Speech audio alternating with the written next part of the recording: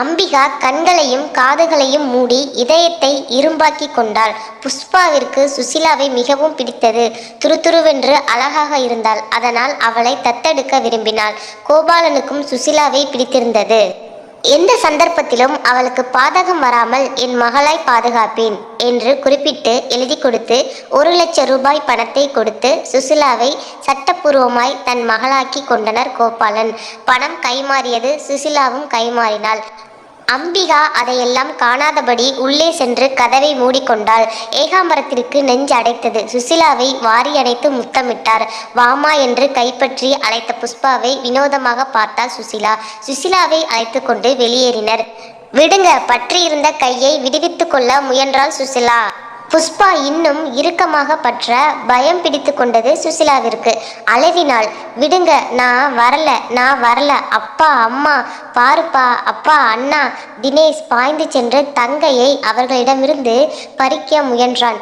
என் தங்கச்சிய விடுங்க தினேஷ், அவங்கள விடுப்பா. ஏகாம்பரம் மகனை இழுத்தார். அப்பா, நம்ம சுசிலாவை கூட்டிக்கிட்டு போகிறாங்கப்பா, பார்த்துக்கிட்டு நிற்கிறீங்க. என் தங்கச்சியை கூட்டிகிட்டு போகிறாங்க. இவங்க யாரு?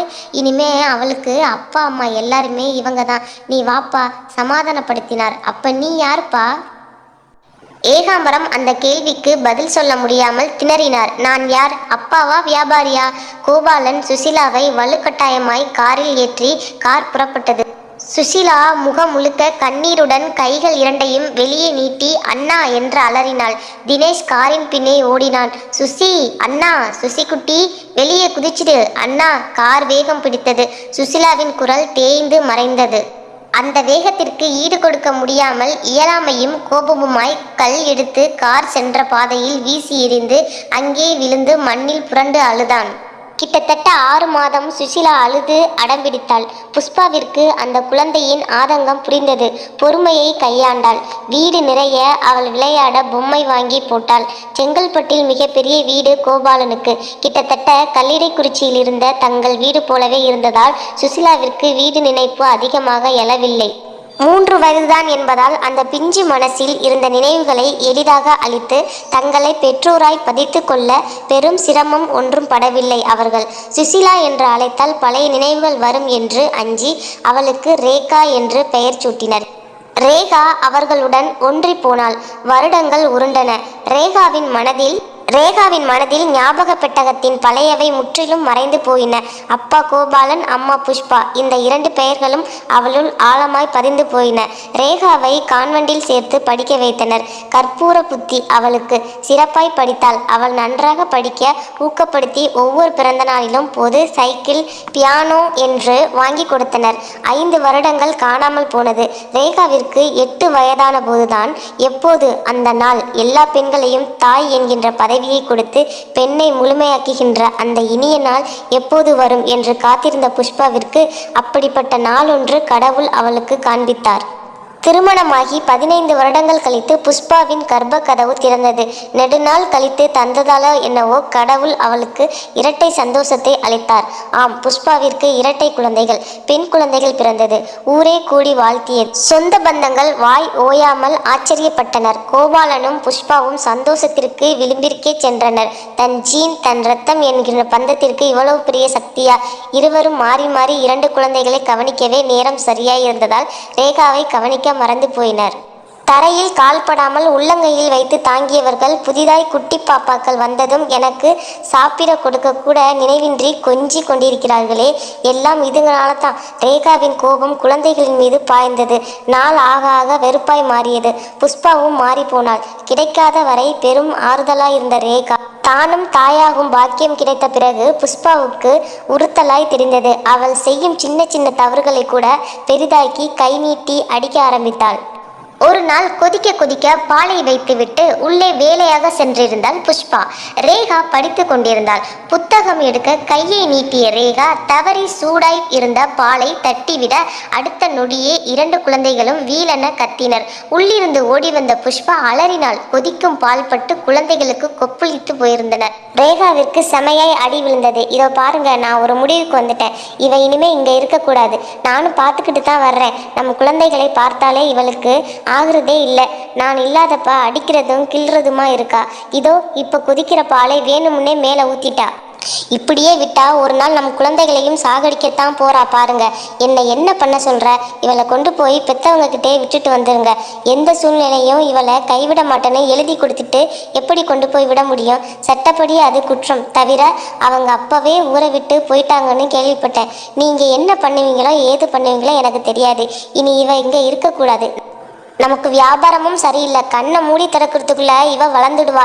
கல்யாண காட்சின்னு செலவு பண்ணணும். நமக்கும் 2 பொண்ணுங்க இருக்கு, அதை ஞாபகம் வச்சுக்கோங்க. இவளை கொண்டு போய் எங்கேயாவது அநாத ஆசிரமத்தில் சேர்த்து விட்டுட்டு வாங்க. அவ்வளவுதான் நான் சொல்லுவேன் என்றாள் புஷ்பா தீர்மானமாய். கோபாலனும் மறுபேச்சு பேசவில்லை. சந்தர்ப்ப சூழ்நிலையும் மனைவியின் கூற்றின் நியாயம் இருப்பதாக நினைக்க வைத்தது. ரேகா வாயடைத்து போயிருந்தாள். 10 வயது, எல்லாம் புரிகிற வயது. தான் யாரென்று புரிந்தது. இதயம் நொறுங்கி போனது. தன் பெற்றோர் இவர்கள் இல்லை, அவர்கள் யாரோ. என்னை பணத்துக்காக இவர்களிடம் விற்றிருக்கிறார்கள். அப்படியென்றால் அவர்கள் எப்படிப்பட்டவர்கள்? என்னை அவர்களுக்கு பிடிக்கவில்லை, இவர்களுக்கும் பிடிக்கவில்லை. இனி நான் யார்? அனாதையா? ரேகா உதடுகள் மடங்க தனிமையில் கேவி கேவி அழுதாள். மறுபேச்சு பேசாமல் கோபாலனுடன் சென்றாள்.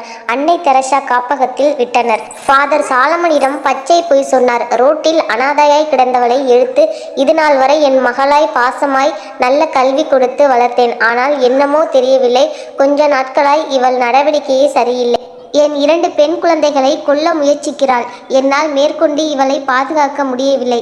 இவள் கொடிய குற்றவாளியாக மாறும் முன் உங்களிடம் ஒப்படைக்கிறேன். அனாதைகளுக்கு கருணை காட்டும் நீங்கள் இந்த அனாதை பெண்ணையும் காத்து ரட்சிக்க வேண்டும் என்று இனிமையாய் பேசி ஒப்படைத்து விட்டு வந்து விட்டார். அன்று முதல் ரேகாவின் தாய் வீடு அன்னை தெரசா மகளிர் காப்பகம்தான் என்றது. மகளை தத்து கொடுத்து அதன் மூலம் கிடைத்த ₹1,00,000 பணத்தோடு குடும்பத்துடன் சென்னை வந்தார் ஏகாம்பரம். அம்பிகா கிட்டத்தட்ட ஒரு நடைப்பிணமாகவே வாழ்ந்து வந்தாள்.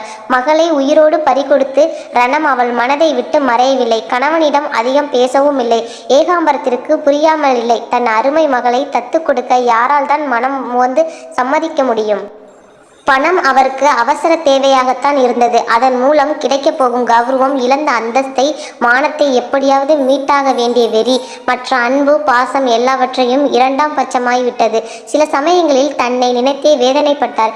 எவ்வளவு மோசமான மனிதன் நான்! எந்த தகப்பனும் செய்ய துணியாத செயலை செய்துவிட்டேனே.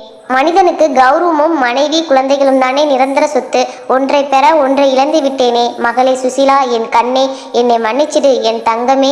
மானசீகமாக தினசரி பாவ மன்னிப்பு கேட்டுக்கொண்டுதான் இருந்தார். ஏகாம்பரமே எதிர்பார்க்கவில்லை. தனலட்சுமியின் கடாட்சம் தன் பக்கம் உடனடியாக திரும்பும் என்று நண்பர் கொடுத்த ஆலோசனைப்படி பணத்தை கிரானைட் பிசினஸில் இன்வெஸ்ட் பண்ணினார். லாபம் வஞ்சையின்றி கொட்டியது. 7 வருடத்தில் நகரத்தில் பெரும் பணக்காரர்களில் ஒருவராக ஏகாம்பரம் உயர்ந்தார். பணம் சேர சேர சுசிலாவின் நினைவு அந்த வீட்டாரை மட்டுமல்ல, ஏகாம்பரத்தை வெகுவாக கொன்றது. எந்த பணத்துக்காக மகளை விற்றாரோ அந்த பணம் இன்று அளவுக்கு மீறி கொட்டி கிடைக்கிறது. ஆனால் கைமாறி போன மகள். ஏகாம்பரம் துடிதுடித்து போனார். அம்பிகா மயங்கி விழுந்தாள். அந்த வேதனையை அவர்களால் இன்று வரை ஜீரணித்து கொள்ளவே முடியவில்லை. பழைய நினைவுகளிலிருந்து மீண்டாலும் சோகத்திலிருந்து அவர்களால் மீள முடியவில்லை.